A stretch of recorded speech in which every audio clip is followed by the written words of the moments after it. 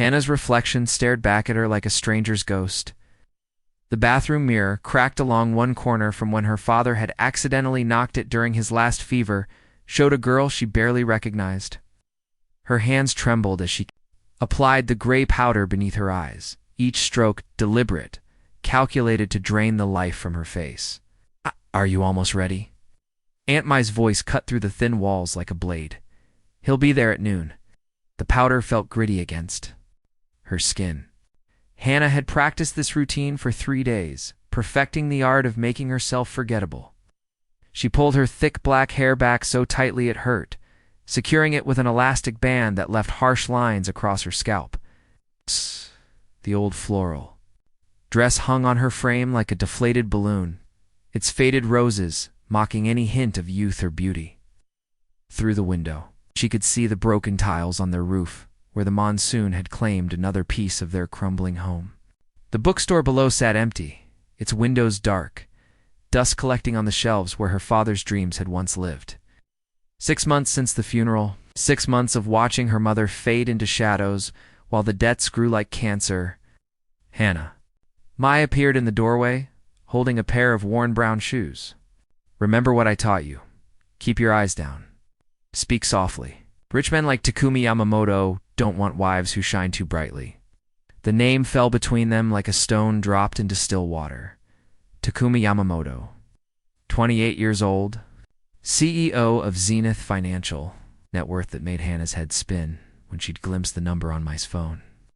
A man who could solve all their problems with the contents of his wallet. Hannah slipped her feet into the shoes, feeling the worn leather mold around her toes. What if he doesn't like me? He will. Mai's fingers were cold as she adjusted Hannah's collar. But not for the reasons you think. Men like him have seen every beautiful woman in the city throw themselves at his feet. You'll be different. Quiet, humble, grateful.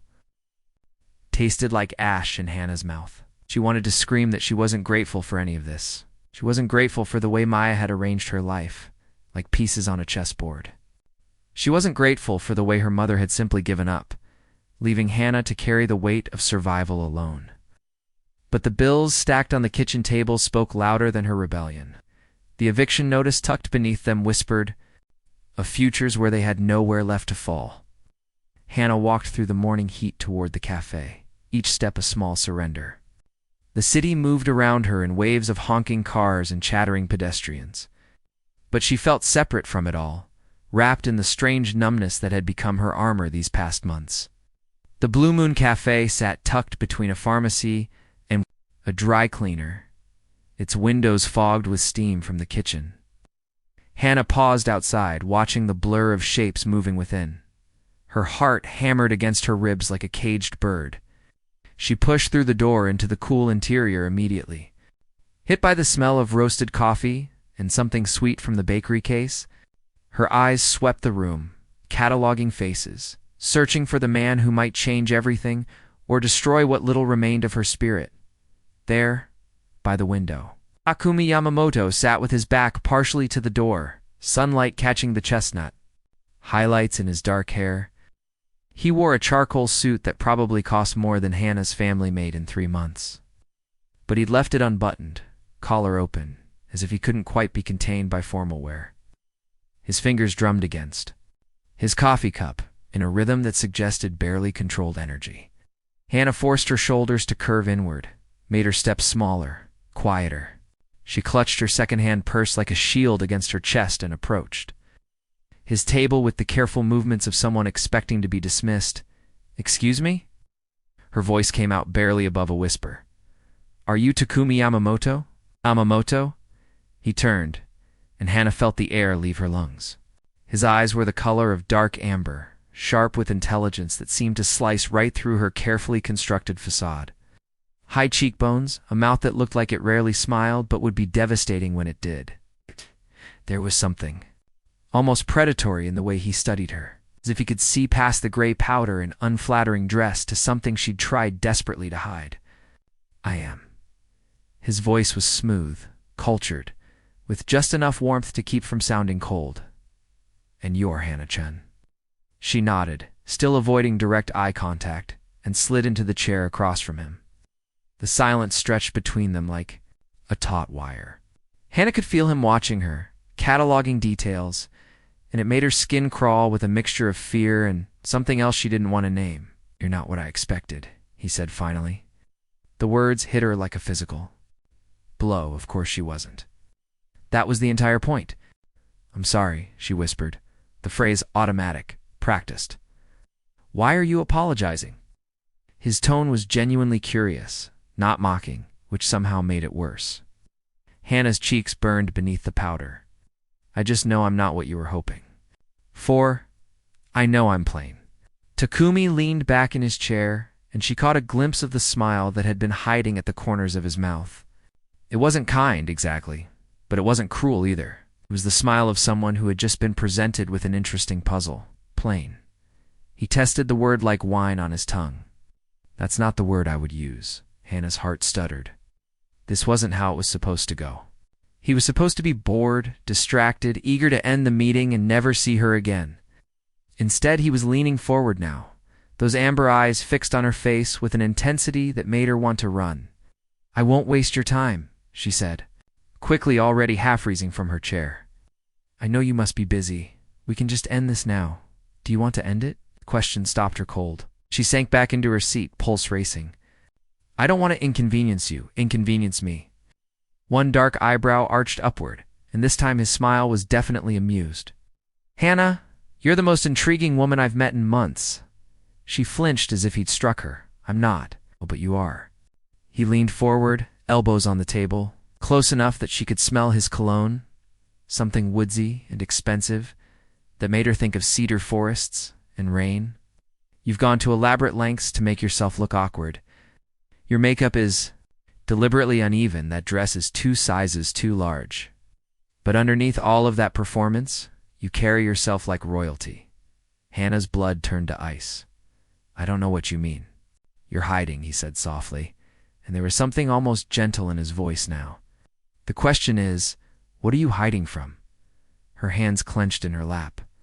"I'm not hiding anything, liar." The word was spoken without heat, almost fondly, and it shattered something inside her chest.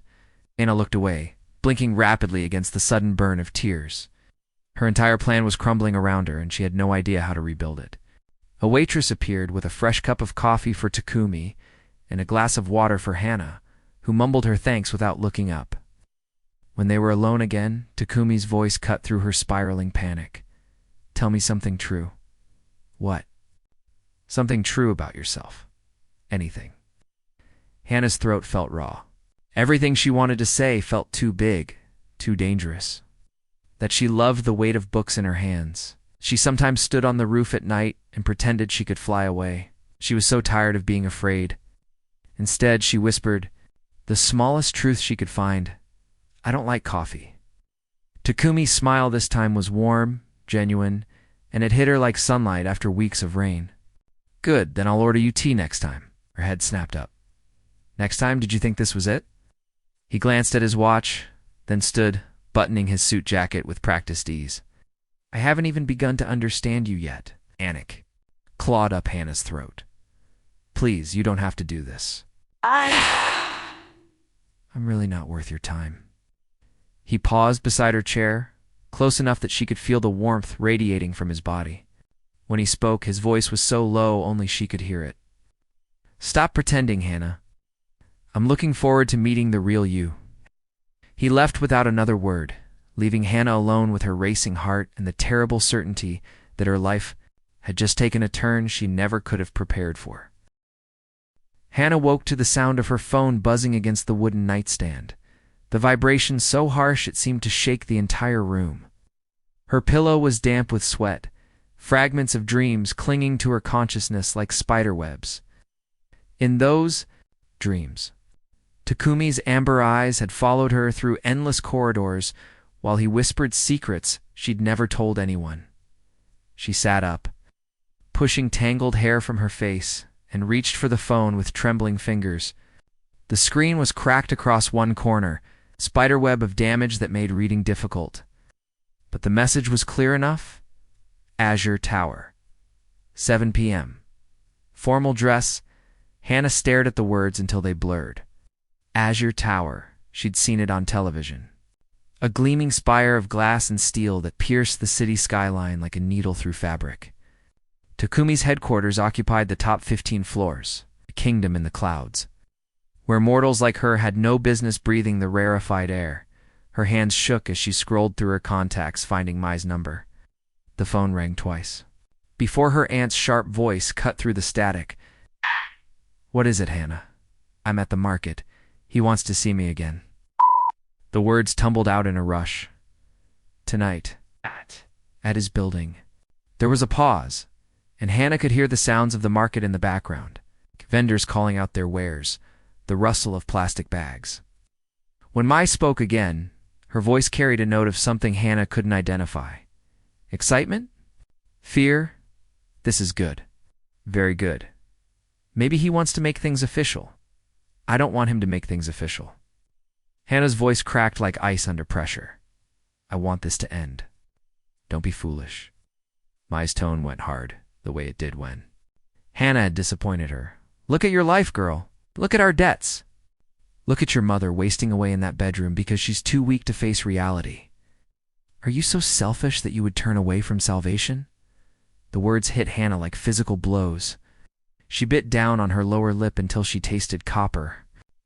Ending the call without another word, the silence that followed felt heavy, oppressive, broken only by the sound of her own ragged breathing. She rose and walked to her small wardrobe, pushing aside the everyday clothes until she found her two formal dresses. One was pale lavender, delicate as tissue paper, with a chiffon overlay that made her look like a ghost. The other was deep navy, cut in simple lines that hugged her waist before falling in elegant folds to her ankles.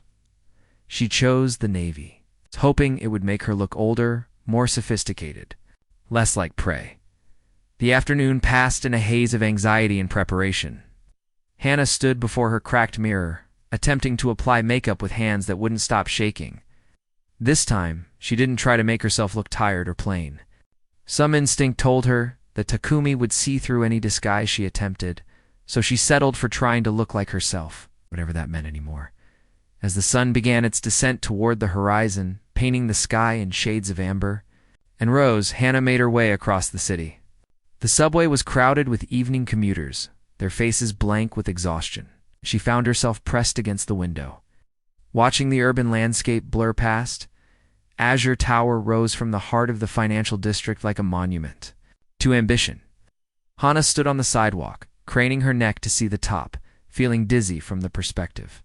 Glass and steel reflected the dying light, turning the building into a pillar of fire against the darkening sky. The lobby was a cathedral of marble and crystal, all soaring ceilings and subtle lighting that made every surface gleam. Hannah's heels clicked against the polished floor like gunshots in the hushed space.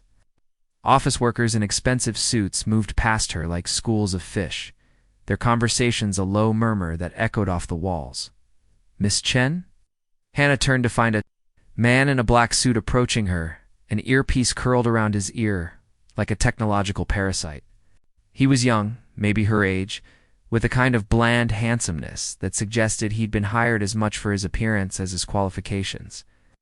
"Mr. Yamamoto is waiting for you," he said, gesturing toward a bank of elevators at the far end of the lobby. "Please follow me." The elevator was a glass cage that rose through the building's core like a bubble ascending through champagne.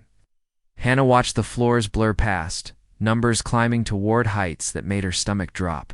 The city spread out below them, glittering web of lights and shadows that seemed to pulse with its own heartbeat. When the doors opened, Hannah stepped into a world that might have been carved from moonlight and shadow. The hallway stretched before her, all glass walls and steel beams, the city lights below creating patterns on the polished floor like water reflections. At the far end, a silhouette stood against the window wall, tall and still as a sentinel. Takumi turned as she approached, and Hannah felt her breath catch. Tonight he wore a black three-piece suit that fit him like it had been painted on, the vest emphasizing the lean lines of his torso. His white shirt was open at the collar, and his dark hair fell across his forehead in a way that made him look younger, more approachable. The illusion lasted only until she met his eyes. "You came," he said, and his voice carried across the space between them like a physical touch. "Did you think I wouldn't?" Hannah surprised herself with the steadiness of her own voice. "I thought you might run." He moved toward her with the fluid grace of a predator, each step deliberate and controlled. "You looked ready to bolt yesterday. Maybe I still am." The words slipped out before she could stop them, honest in a way that made her cheeks burn. Takumi stopped directly in front of her, close enough that she could see the fine lines at the corners of his eyes, the way his mouth curved slightly at one corner. "But you're here," he said softly, "in a dress that actually fits you, with makeup. That enhances rather than hides." "Why?" Hannah lifted her chin, meeting his gaze despite the way it made her pulse race. "Maybe I got tired of pretending." "Good." The word was a purr of satisfaction. "Would you like to see the view?" He led her to the window wall, and Hannah gasped, despite herself. The city spread out below them like a living organism, all flowing lights and geometric patterns. She could see the river winding through the urban landscape like a silver snake, bridges spanning it like delicate jewelry. "It's beautiful," she whispered. "It's power," Takumi said, and something in his voice made her look at him instead of the view. "From up here, you can see how all the pieces fit together, how everything connects, how a single decision can ripple out and change the entire pattern." There was something almost hypnotic in his voice, and Hannah found herself leaning closer without conscious thought. "Is that what you do? Change patterns, among other things?" His smile was sharp as broken glass. "Tell me, Hannah, what do you see when you look out there?" She turned back to the window, studying the lights below. "I see people," she said finally. "Millions of them, all living their own stories. All trying to survive, to find meaning, to matter somehow." "And do they matter?" The question hung between them like a challenge. Hannah thought of her mother fading away in her bedroom, of her father's unfinished novel, pages yellowing in a drawer of herself, dressed up like a doll for auction. "Some do," she said. "Some don't get the chance. Which are you?" The question hit her like ice water. Hannah turned to face him fully, seeing her own reflection ghosted in his eyes. "I don't know yet." Takumi stepped closer, close enough that she could feel the warmth radiating from his body. "I think you do know. I think you're just afraid to admit it." "Afraid of what?" "Of wanting more than you think you deserve?" The words struck something deep inside her chest, a place she'd kept locked and hidden even from herself. Hannah felt tears prick at the corners of her eyes, but she refused to let them fall. "What if I don't deserve more?" she whispered. Takumi's hand came up to cup her cheek, his thumb brushing against her skin with surprising gentleness. "What if you do?" For a moment, they stood frozen in the amber light of the city, two people suspended between one heartbeat and the next. Hannah could feel herself balanced on the edge of something vast and terrifying, a precipice that would change everything if she took one more step. Then Takumi's phone buzzed, shattering the moment like glass. He stepped back, pulling the device from his pocket with a muttered curse.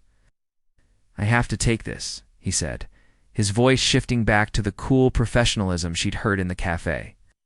"Business emergency." Hannah nodded, wrapping her arms around herself as the warmth of his presence faded. She turned back to the window, but the view had lost its magic.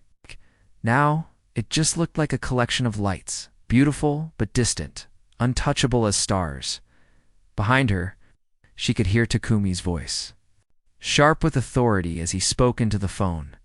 The conversation was brief, conducted in clipped sentences that revealed nothing but suggested everything. When he ended the call, the silence stretched between them like a chasm. "I have to go," he said, and there was something almost regretful in his voice. "There's a situation that requires my immediate attention." Hannah turned, forcing a smile that felt like broken glass. "Of course, I understand." "Do you?" He was studying her again with that unsettling intensity. "Do I?" He moved toward her one more time, stopping just close enough that she had to tilt her head back to meet his gaze. "This isn't over, Hannah. Whatever you think this is, whatever your aunt told you to expect, this is something else entirely. Before she could respond. He was gone.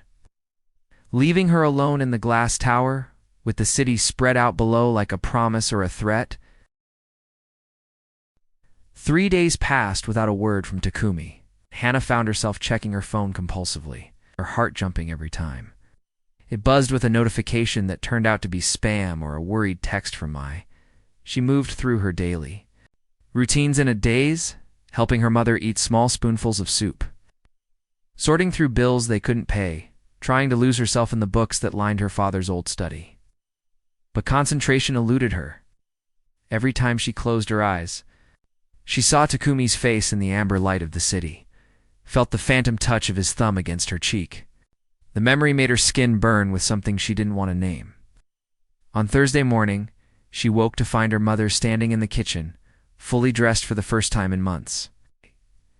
The sight was so unexpected that Hana stopped in the doorway, afraid that moving too quickly might shatter the illusion. "Mom?" Her mother turned, and Hana saw that her eyes were clearer than they'd been since the funeral. Still sad, still carrying the weight of grief, but present in a way that made Hana's chest tight with hope. "I made tea," her mother said softly, gesturing to the pot on the counter. "Sit with me." They sat at the small table by the window, morning light streaming across the scarred wood surface. Hana's mother wrapped her hands around her cup as if drawing warmth from it, and when she spoke, her voice was barely above a whisper. "Mai told me about the young man, about the arrangement." Hana's stomach clenched. "Mom, I should have stopped it."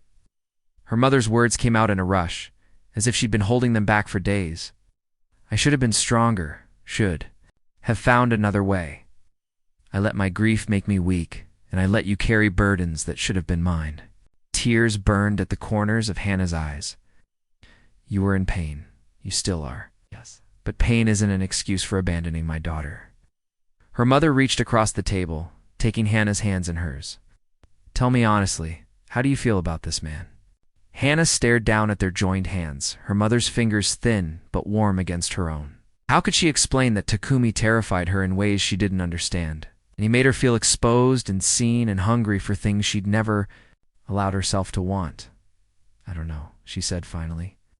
"He's not what I expected. Do you care for him?" The question hung in the air like incense, heavy and impossible to ignore. Hana thought of Takumi's smile, sharp and knowing.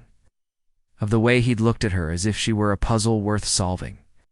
Of the moment when he'd cupped her face and made her believe, for just an instant, that she might deserve more than survival. "I might," she whispered, "but I don't think it matters what I feel." Her mother's grip tightened. "It's the only thing that matters." Before Hana could respond, her phone rang, the sound harsh in the quiet kitchen. She glanced at the screen and felt her heart stutter. Takumi Yamamoto. She accepted the call with shaking fingers, her mother watching with concerned eyes. "Hello, Hana." Right. His voice was crisp, businesslike, nothing like the warm intimacy she remembered from the tower. "I need to see you today. Are you free this afternoon?" "Ah, yes, I think so." "Good. I'll send a car for you at 2 o'clock. Dress professionally."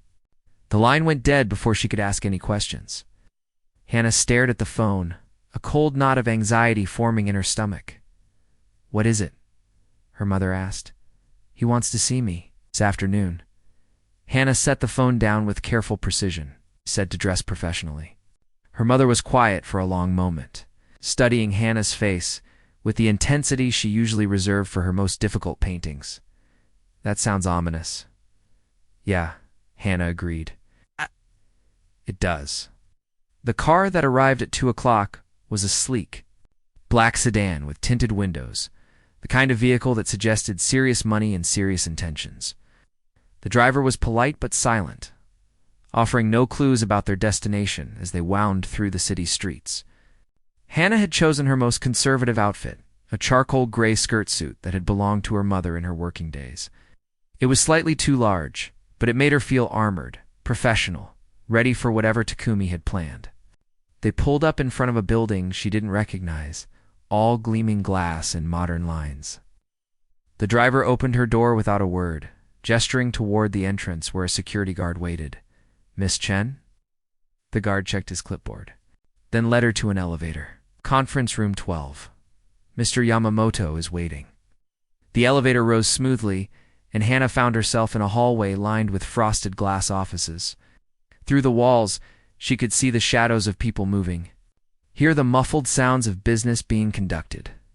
It felt like a different world from the ethereal heights of Azure Tower, more grounded, more real. Conference room 12 was at the end of the hall, its door standing open. Hannah stepped inside and immediately felt the atmosphere shift, becoming charged with tension she didn't understand. Takumi sat at the head of a long table, a stack of papers spread before him like fallen leaves. He'd traded his usual expensive suits for something more subdued, charcoal gray with a white shirt and dark tie. The formality of his appearance set her on edge. "Hannah, please, sit down." She took the chair across from him, hyper-aware of the distance between them, of the way the polished table surface reflected the ceiling lights. Takumi studied her for a moment, his expression unreadable. "You look nervous," he observed. "Should I be?" His mouth quirked in what might have been a smile. "That depends on your perspective."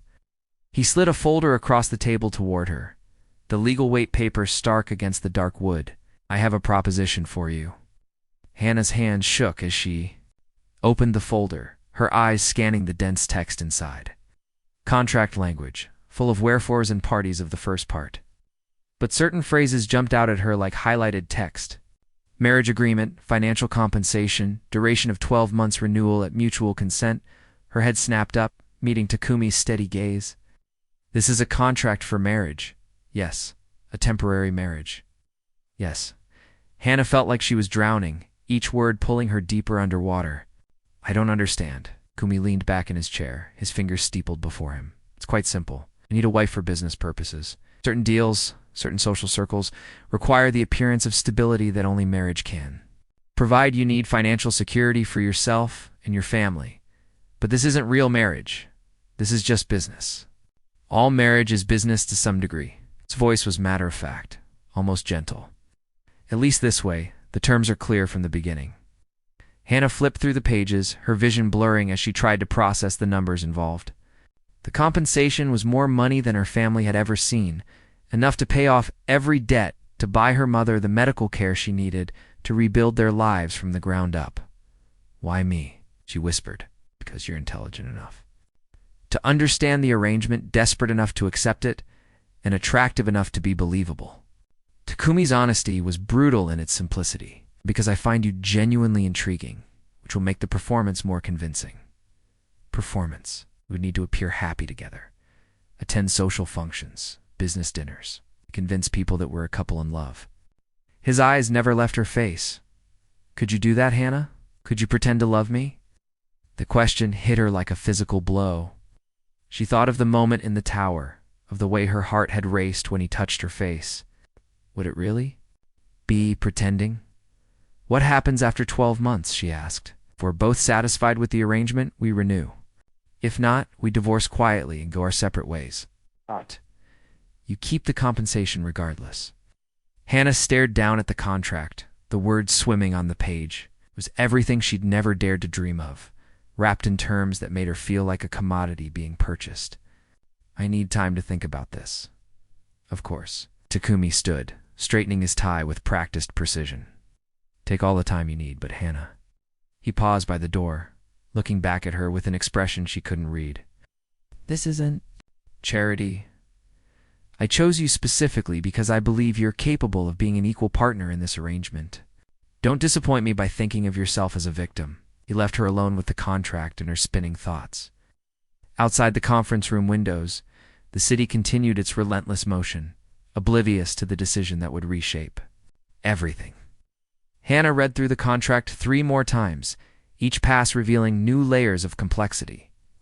There were clauses about public appearances, about living arrangements, about the expectations and boundaries of their fake marriage. It was thorough, professional, and utterly lacking in any reference to real emotion. But beneath the legal language, she could sense something else. A challenge, perhaps, or an invitation to become someone she'd never had the courage to be. Phone buzzed with a text from Mai, asking if she was all right. Hannah stared at the message, then at the contract, then at her reflection in the dark window. For the first time in her life, she had a choice that was entirely her own. The question was whether she was brave enough to make it. Hannah signed the contract at sunset, her signature flowing across the page like ink bleeding into water. She'd called Takumi from the conference room, her voice steady despite the earthquake in her chest. "I accept," she'd said simply. "Good." There had been satisfaction in his voice, but also something else. Relief, perhaps. "We'll start immediately. I'm sending a car to collect you and your belongings tonight." "Tonight?" "The apartment is ready, and we have our first public appearance tomorrow evening. A charity gala. You'll need time to prepare." The line had gone dead before she could protest, leaving Hannah alone with the magnitude of what she'd just agreed to. Now, 6 hours later, she stood in the marble foyer of a penthouse that defied every concept of home she'd ever known. Floor-to-ceiling windows revealed the city spread out like a carpet of diamonds, and the furniture looked like it belonged in a museum rather than a living space. "Your room is down this hall," Takumi said, his voice echoing in the vast space. He'd met her at the door with the same professional demeanor he'd worn in the conference room. No trace of the man who'd touched her face in the tower. "You'll find everything you need has been provided." Hannah followed him down a hallway lined with abstract art that probably cost more than her family's house. He stopped at a door and pushed it open, revealing a bedroom that took her breath. Away, the bed was enormous, draped in silk, the color of moonlight. Sitting area by the windows held furniture that looked impossibly comfortable, and the attached bathroom gleamed with marble and gold fixtures. But what caught her attention was the walk-in closet, its doors standing open to reveal row upon row of clothing. "I took the liberty of having some things selected for you," Takumi said, noting her stunned expression. "Evening wear, professional attire, casual pieces, all in your size." Hannah stepped into the closet, running her fingers along silk and cashmere, and fabrics she couldn't identify. The dresses hung like captured rainbows, each one more beautiful than the last. Price tags had been discreetly removed, but she could imagine the numbers involved. "This is too much," she whispered. "It's necessary." His voice was closer than she'd expected, and she turned to find him standing in the closet doorway. "Tomorrow night, you'll be introduced as my fiancé." "People will expect you to look the part, fiancé?" Hannah's voice cracked. "The contract said wife. We'll announce our engagement tomorrow, marry next month. It's more believable that way." Takumi moved past her to select a dress from the rack, midnight blue silk that seemed to shimmer with its own light. "Wear this tomorrow. It will complement your coloring." He handed her the dress, and their fingers brushed for just a moment. The contact sent electricity up her arm, a reminder that beneath all the business arrangements and legal contracts, there was still the man who'd made her heart race in a tower above the city. "Takumi," she began, but he was already stepping back, the professional mask sliding back into place. "Dinner will be delivered at 8, he said. "We'll eat together and discuss. Tomorrow's event, you'll need to know the background stories, the key players, the expectations." He left her alone in the beautiful room with the beautiful clothes and the terrible awareness that she'd just sold her life to a stranger. Dinner was served in a dining room that could have seated 20, but they sat across from each other at one end of the long table like actors playing out a scene. The food was exquisite, prepared by some invisible chef, and served on china that probably had its own insurance policy. "The Hendersons will be there tomorrow," Takumi said, cutting his. "Salmon with surgical precision. Robert Henderson owns half the real estate in the financial district. His wife, Margaret, is the unofficial queen of the charity circuit. They'll want to know everything about our relationship." Hannah nodded, trying to focus on his words, rather than the way the candlelight played across his features. "What should I tell them? That we met through mutual friends. That I pursued you relentlessly until you agreed to go out with me. We're very much in love." He met her eyes across the table. "Can you be convincing about being in love with me, Hannah?" Question hung between them like a challenge. Hannah thought about the way her pulse quickened whenever he looked at her, the way his presence seemed to fill whatever space they shared. "I think so," she said quietly. "Good, because they'll be watching for cracks in the facade," Takumi said. Down his fork, leaning back in his chair. Margaret Henderson in particular has a gift for detecting insincerity. She's destroyed more than one social climber who tried to deceive her circle. And if she doesn't believe us, then this entire arrangement falls apart before it begins. His voice was matter-of-fact, but Hannah caught something underneath it, stakes she didn't fully understand yet. They spent the next hour going over names and faces, relationships, and rivalries within the social ecosystem Hannah was about to enter. Takumi's knowledge was encyclopedic, his analysis of each person's motivations sharp enough to cut glass. "You're very good at reading people," Hannah observed, as he described the mayor's wife's particular vanities. "It's a survival skill in my world." Something flickered across his expression, too quick to interpret. "People are puzzles, Hannah. Everyone has desires they're trying to hide, fears they're running from, weaknesses they don't want exposed. Once you understand those things, you can predict their behavior." "What about me?" The question slipped out before she could stop it. "What desires am I hiding?" Takumi went very still, his amber eyes locking onto hers with an intensity that made her breath catch. "You want to matter?" he said finally. "You want to be seen as more than just a burden or a responsibility. You want to discover who you could be if you weren't afraid." The accuracy of his assessment hit her like a physical blow. Hannah looked away, heat flooding her cheeks. "And what are you hiding?" she asked, surprising herself with her boldness. For a moment she thought he wouldn't answer. Then his mouth curved in that sharp smile that never quite reached his eyes. "That's for you to figure out." The next evening, Hannah stood before the full-length mirror in her bedroom, barely recognizing the woman staring back at her. The midnight blue dress fit like it had been made for her body specifically, the silk flowing over her curves in ways that emphasized every line. Her hair had been styled by a woman who'd arrived that afternoon with a small army of beauty products swept up in an elegant chignon that left her neck bare. Diamond earrings Takumi had presented without ceremony caught the light with every movement. She looked expensive. She looked sophisticated. She looked like someone who belonged on the arm of a man like Takumi Yamamoto. A soft knock interrupted her thoughts. "Hannah, are you ready?" She opened the door to find Takumi waiting in the hallway, and for a moment they both went perfectly still. He wore a black tuxedo that emphasized the lean strength of his body, his dark hair styled back from his face in a way that made his cheekbones look like they'd been carved from marble.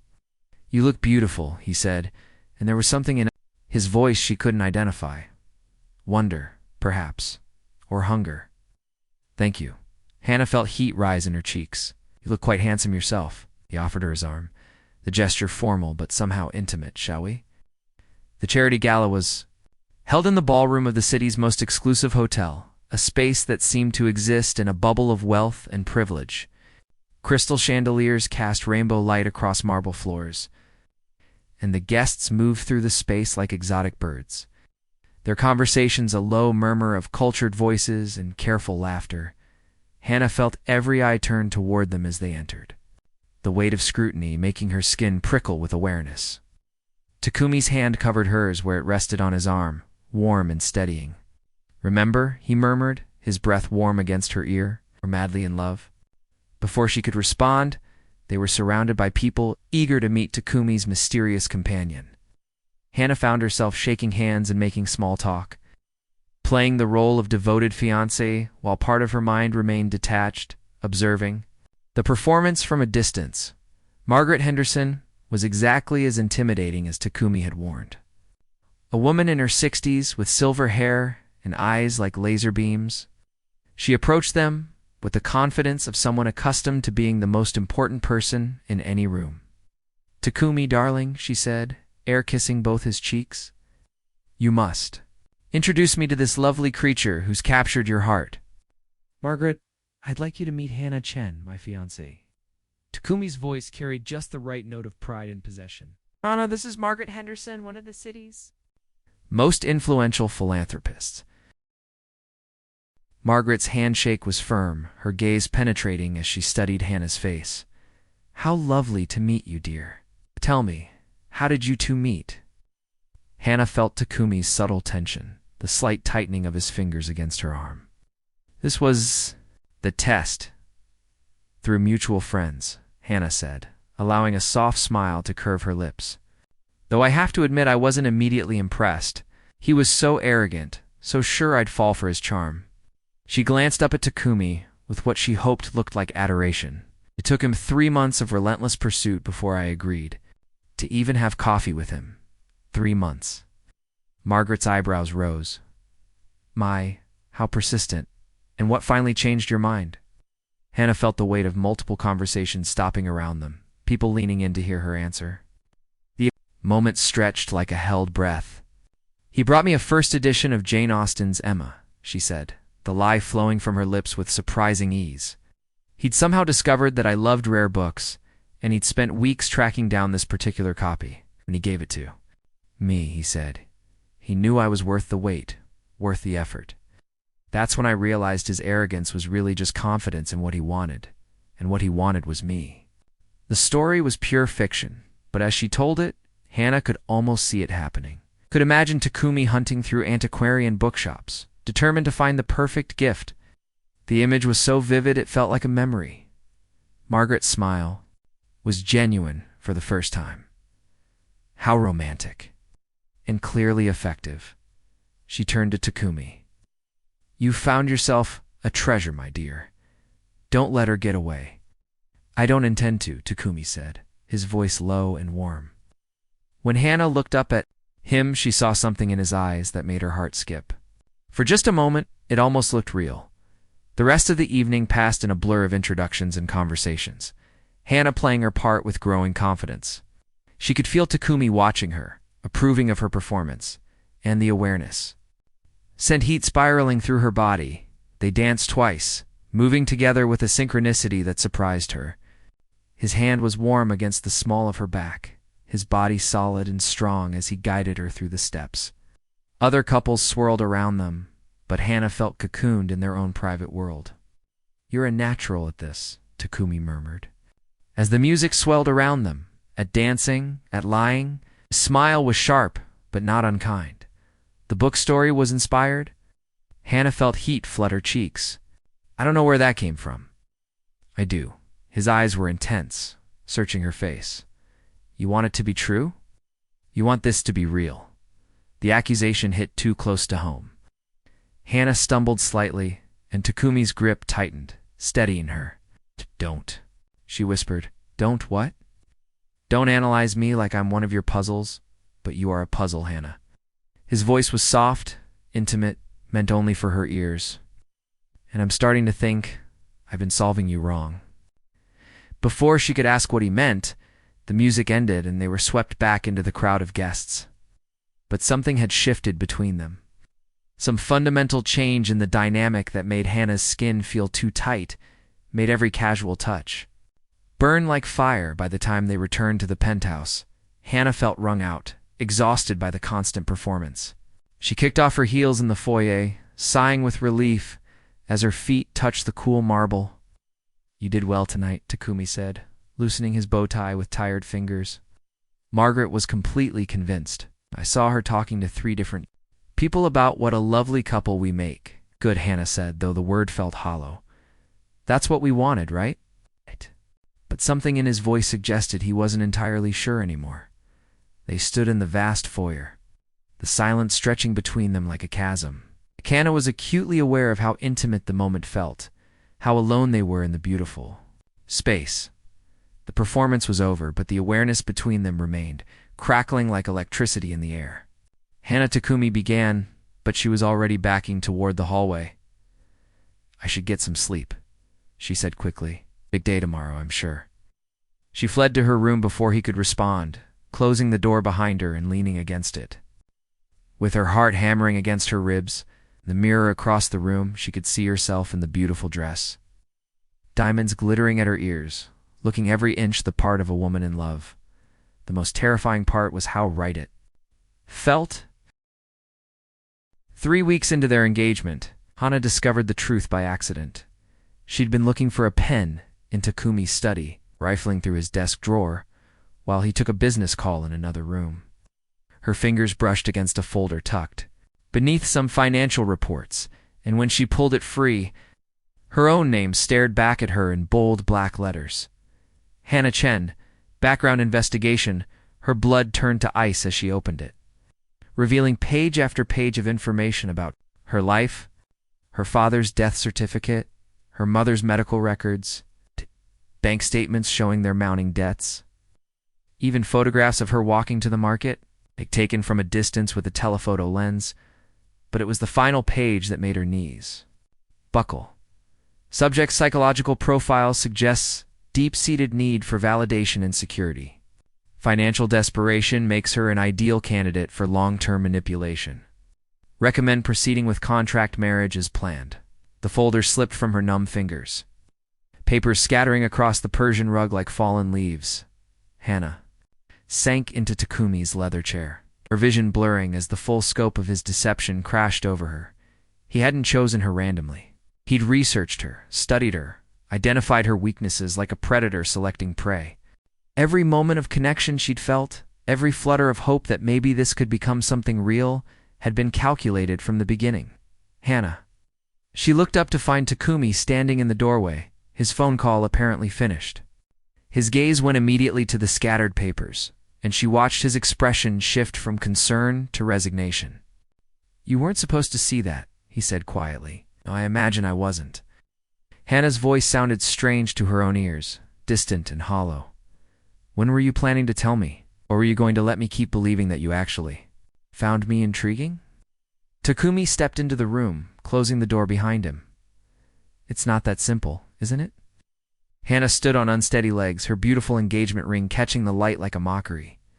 "You had me investigated. You identified my psychological weaknesses. You designed this entire arrangement to manipulate someone desperate enough to accept it." Yes, the admission was stark, unadorned by excuses. Initially. Hannah laughed, but there was no humor in the sound. "What changed?" For a long moment, Takumi didn't answer. He moved to the window, staring out at the city lights below, his reflection ghosted in the glass. "You did?" he said finally. "You changed? I changed?" Hannah felt anger rising in her chest, hot and clean.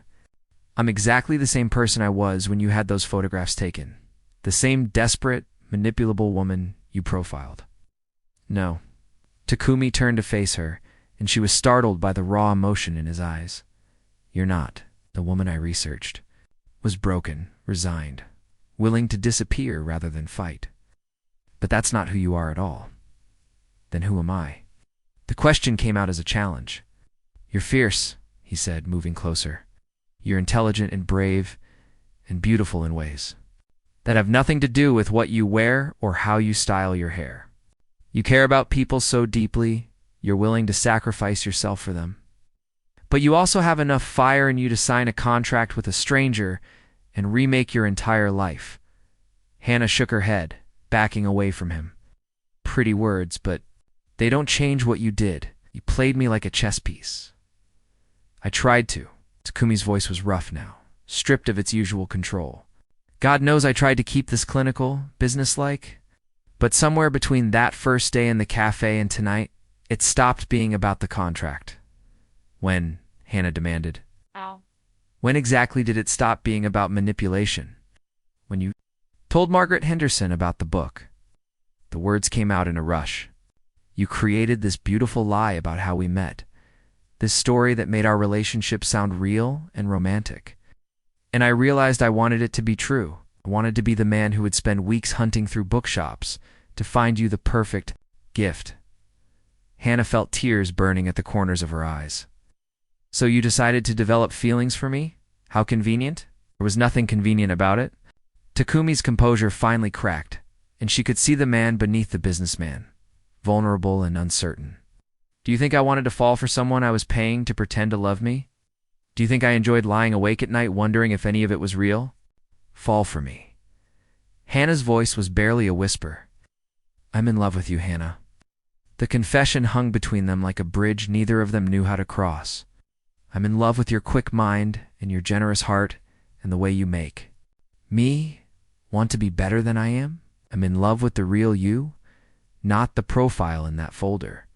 Hannah stared at him, her heart hammering against her ribs. "How do I know that's not just another manipulation, another calculated move? I'm giving you this Takumi moved to his desk, pulling open another drawer to retrieve a thick envelope. He held it out to her with hands that shook slightly. "What is it?" Hannah asked, but she was already reaching for it. "Your freedom." Inside the envelope were legal documents, dense with text, but clear in their purpose.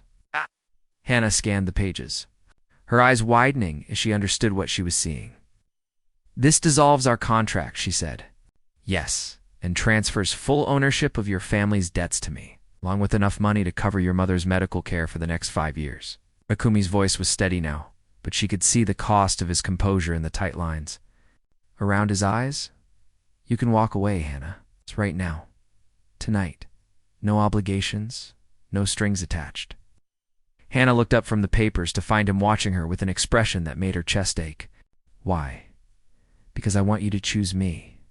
His voice broke slightly on the words. "Not because you need the money or because you're trapped by a contract. I want you to choose me because you want to be here." The silence stretched between them, heavy with possibility and fear. Hannah could feel the weight of the decision pressing down on her, the future balanced on a knife's edge. "And if I choose to leave, then I'll help you pack." Takumi's smile was small and sad. "And I'll spend the rest of my life regretting that I wasn't worthy of being chosen." Hannah set the documents aside, her hands trembling. Everything she thought she knew about their relationship had been turned upside down in the space of an hour. The man she'd believed was manipulating her had just offered her complete freedom, asking for nothing in return but the possibility that she might stay. "I was so angry," she whispered. "You had every right to be. I felt like such a fool. You're the furthest thing from a fool I've ever met." Hannah looked around the study, with its expensive furniture and walls lined with books. 3 weeks ago, this room had represented everything she couldn't have, a world she'd never belonged to. Now, it felt like home. Hannah Takumi's voice was soft, uncertain.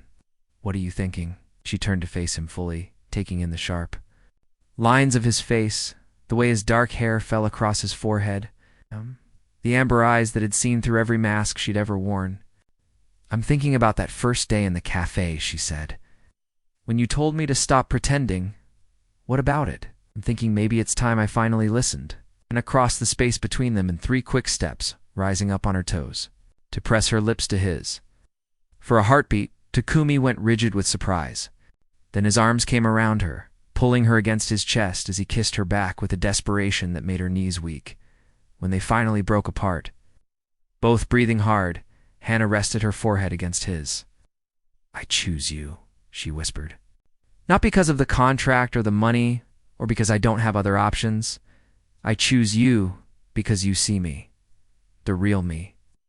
And because when I'm with you, I feel like I can be brave." Takumi's hands cupped her face, his thumbs brushing away. Tears she hadn't realized she was crying. "Are you sure?" "I've never been more sure of anything in my life." Hannah smiled, and it felt like the first real smile she'd worn in years. "Though I have one condition. Anything. No more investigations, no more files, no more trying to solve. Me like a puzzle?" She leaned into his touch, feeling the warmth of his palms against her skin. "If you want to know something about me, just ask. Deal." His smile was radiant, transforming his entire face. "In that case, I have a question." "What?" "Will you marry me? For real this time? It's not because of a contract or an arrangement, but because you love me as much as I love you." Hannah pretended to consider it, tapping her finger against her lip in an exaggerated gesture of thought. "I suppose I could be persuaded. But I want a proper proposal, down on one knee, heartfelt speech. The works." Takumi laughed, the sound rich and genuine, and Hannah realized she'd never heard him laugh like that before. Without hesitation, he dropped to one knee right there in his study, taking her hand in both of his. "Hannah-Chen," he said, his voice warm with love and laughter, "will you do me the honor of becoming my wife? Not because I researched you or manipulated you or offered you a contract, but because I love you more than I thought it was possible to love another person." "Yes, Hannah," said her heart so full it felt like it might burst. "Yes, I'll marry you." He stood and swept her into his arms, spinning her around the study, while she laughed with pure joy. When he set her down, she was dizzy and breathless and more alive than she'd ever felt. "I have something for you," Takumi said, moving to his desk once more. If it's another contract, I'm not signing it. It's not a contract. He pulled out a small wrapped package, offering it to her with suddenly shy eyes. It's a first edition of Emma. I bought it the day after our first date, thinking maybe someday I'd have the courage to give it to you.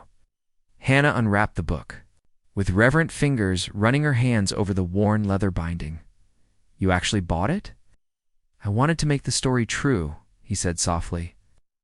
I wanted to be the man you described to Margaret Henderson. You are that man, Hannah said, standing on her toes to kiss him again. You always were. You just needed someone to see it. 6 months later, they were married in a small ceremony in the rooftop garden of Azure Tower, surrounded by the people who mattered most. Hannah's mother, healthy and radiant after months of proper medical care, walked her down the aisle. Mike cried throughout the entire ceremony, proud and emotional in a way Hannah had never seen her before, as the sun set over the city. Painting the sky in shades of gold and rose, Hannah and Takumi exchanged vows they'd written themselves. Number, contracts, no conditions, no clauses for renewal or dissolution. Just two people promising to love each other through whatever came next. I used to think love was a weakness, Takumi said, his voice carrying clearly in the evening air. Something that made people vulnerable, easy to manipulate. But you taught me that love is actually the bravest thing we can do. It's choosing to trust someone with your whole heart, even when there are no guarantees. You made me brave, Hannah. You made me real, and you taught me that I'm worthy of being chosen, Hannah replied, her eyes never leaving his face. Not because I'm desperate or convenient or easy to control, but because I'm myself. Flawed and fierce and human. You saw through every mask I wore and loved what you found underneath. You set me free to become who I was always meant to be. As they kissed to seal their vows, Hannah could hear the city humming below them, millions of people living their own stories, finding their own ways to matter. She thought of her father's unfinished novel. Of all the stories that never got their proper endings, this one would be different. This one would be theirs. The end.